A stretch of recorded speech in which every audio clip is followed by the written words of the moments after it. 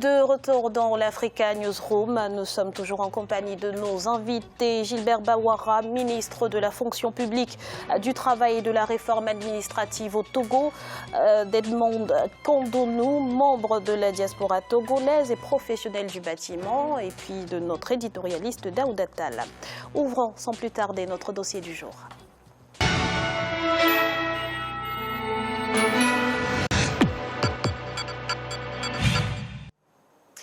Le chômage touche de plein fouet la jeunesse africaine et le Togo n'y échappe pas. Plusieurs stratégies ont cependant été développées pour venir à bout de ce fléau social. La plus récente est la création d'une cité des métiers. Elle sera basée à Lomé et opérationnelle en janvier 2017. C'est un reportage d'Emefa Kofi, notre correspondante au Togo. Au Togo, les tendances du taux de chômage et de sous-emploi étaient estimées à 28,6% en 2011, soit 6,5% pour le taux de chômage et 22,8% pour le sous-emploi. L'Agence nationale pour l'emploi est l'une des institutions créées en 2008 par décret présidentiel pour faire face à cette situation. Aujourd'hui, elle se définit comme une plateforme de liaison entre le demandeur d'emploi et les sociétés, mais aussi aide le gouvernement à mettre en œuvre la politique nationale de l'emploi. En 2015, seulement 11 000 emplois permanents ont été créés au Togo, selon la stratégie de croissance accélérée et de promotion de l'emploi 2013-2017. À l'Agence nationale pour l'emploi, l'on enregistre 51 126 demandeurs d'emploi en 2015. C'est dire que le chantier reste encore grand. Pour donc satisfaire au mieux le marché de l'emploi, la NPE a décidé d'innover. Il est prévu l'ouverture en janvier 2017 d'une cité des métiers. Elle sera basée à Lomé et est la première en Afrique. Mon mot, c'est de sensibiliser en fait les partenaires qui sont dans cette cité des métiers, qui ont donné leur engagement, de sensibiliser déjà l'équipe qui a été formée et de sensibiliser déjà tous ceux qui ont déjà eu à entendre parler de la cité des métiers, qu'il s'agit d'un projet vraiment innovant, d'un cadre qui ne vient pas se substituer aux mécanismes déjà existants, mais qui vient conforter les mécanismes déjà existants pour pouvoir faire de l'orientation, de trouver son emploi, de créer son activité, un succès. Donc c'est de sensibiliser en fait le parrain du projet, la mairie, les autres partenaires, à mettre les moyens nécessaires pour que ce projet puisse arriver très rapidement à terme, pour que nous puissions ouvrir ce projet au public. Une bibliothèque est également disponible à la Cité des métiers de Lomé. C'est sur ce site que va donc être aménagée cette cité. Avec un investissement d'un peu plus de 115 millions de francs CFA, la fin des travaux de construction de cette cité est annoncée pour janvier 2017. Le projet est porté par l'Agence nationale pour l'emploi au Togo avec le financement de la municipalité de Lomé. Officiellement lancée le 8 septembre 2016, la cité comprend 4 pôles, dont un dédié à l'orientation scolaire ou professionnelle et un autre qui permettra aux jeunes diplômés d'organiser son parcours professionnel. Si cette cité vient en réponse à certaines difficultés qui ralentissent la réduction du taux de chômage et de sous-emploi au Togo, pour le directeur de l'Agence nationale pour l'emploi, le projet présente une certaine particularité avec pour ambition de devenir une référence en Afrique. Ce modèle est à une dimension humaine, à la portée de nos pays.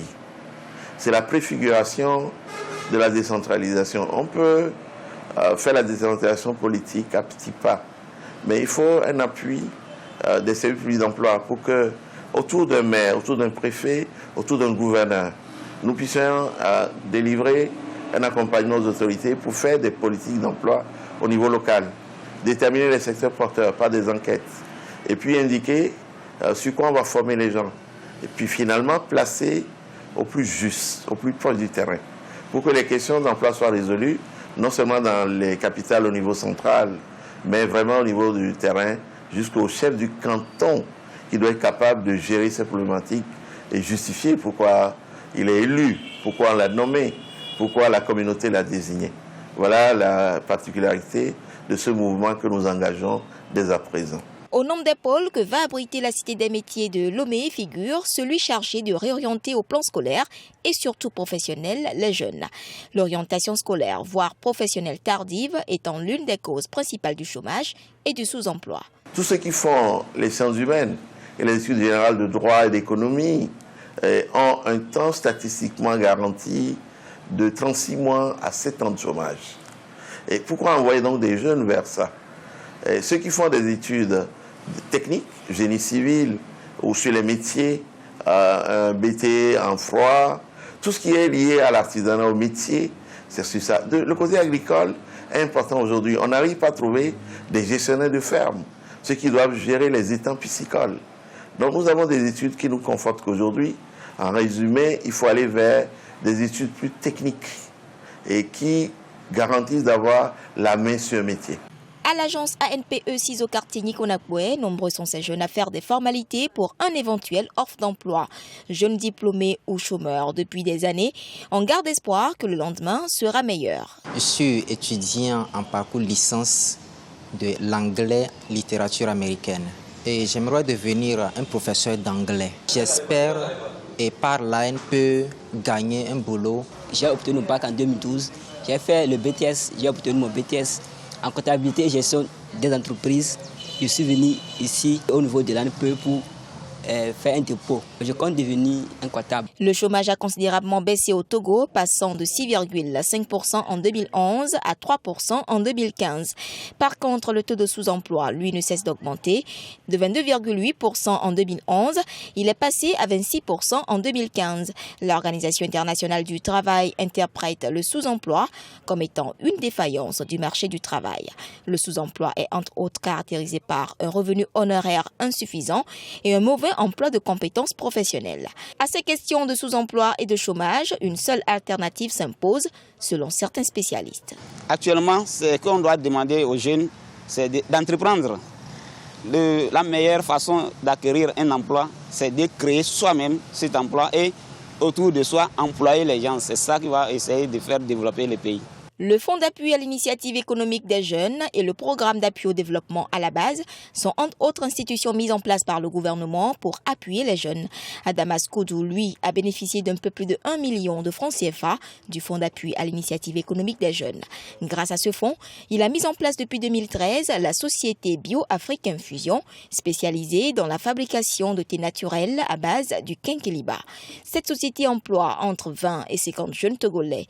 Dans son usine, plusieurs centaines de thés sont fabriqués par jour en destination des pays de la sous-région et en Europe pour un chiffre d'affaires annuel de 25 millions de francs CFA. Le projet a commencé en 2013, depuis quand j'ai participé à un forum au Bénin sur l'Académie de l'entrepreneuriat où je voyais les jeunes béninois promouvoir les Made in Bénin.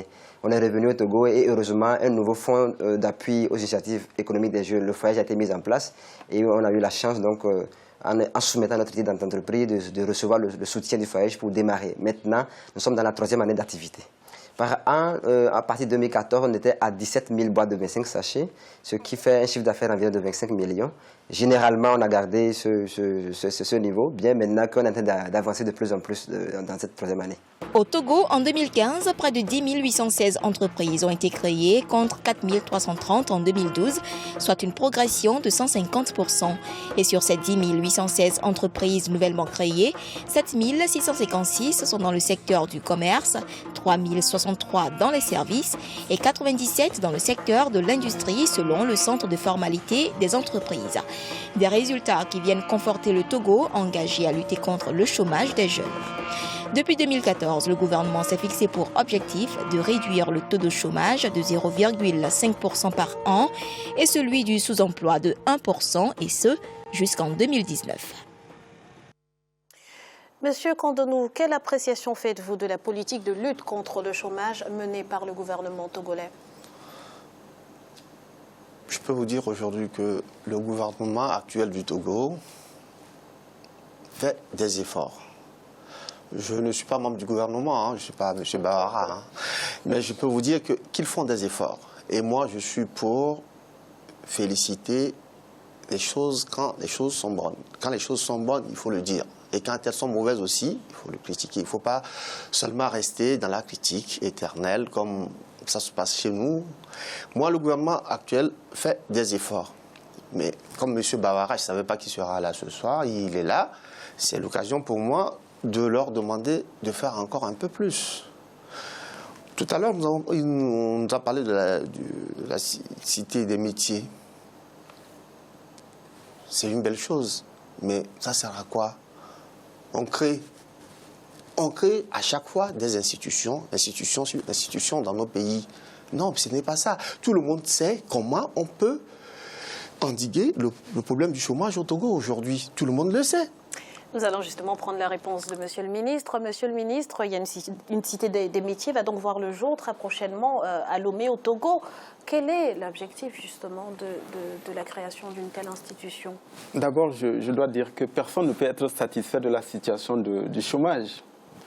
Et quels que soient les chiffres qui sont avancés, nous savons que l'insuffisance des statistiques dans nos pays fait que probablement la situation est beaucoup plus difficile. Surtout quand on prend la question sous l'angle du sous-emploi ou de la précarité. Il y a beaucoup de gens qui ont un travail instable, qui travaillent pendant un certain nombre de temps. Après, ils sont dans le désœuvrement. Donc, la question de l'emploi et surtout de l'emploi des jeunes est un défi colossal. C'est un enjeu majeur pour nos sociétés. La question de la cohésion et de la stabilité de nos sociétés est posée.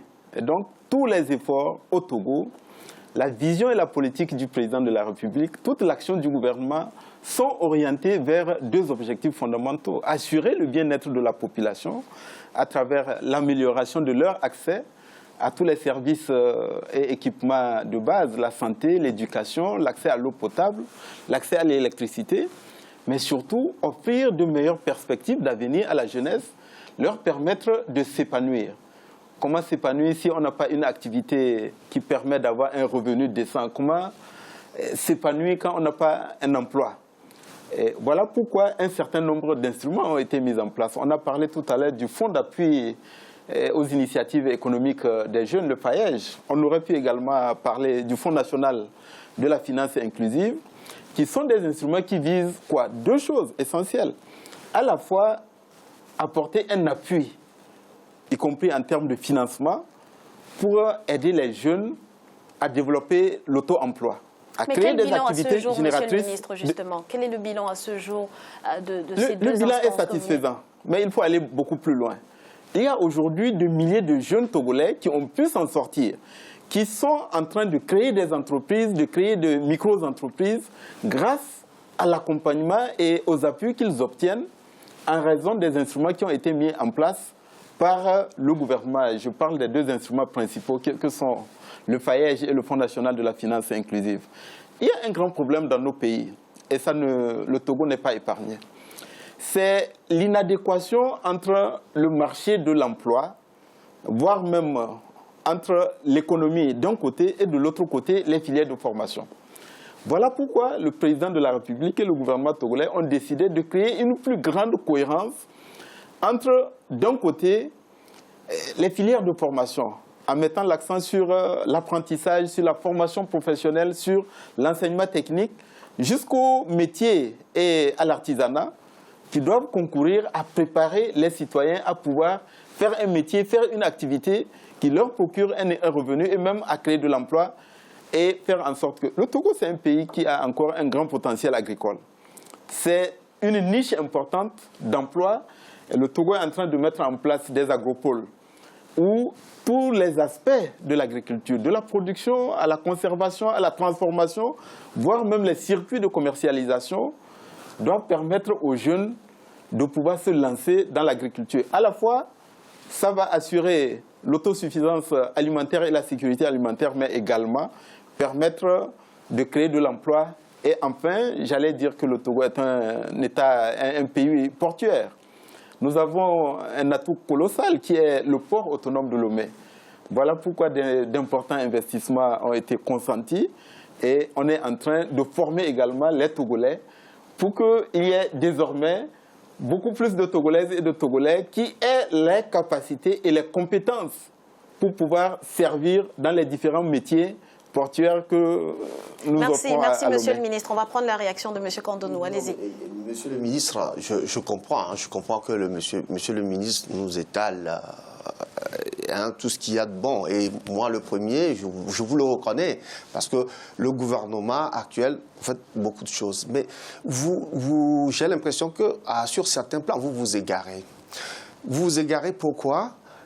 Regardez un peu l'agriculture.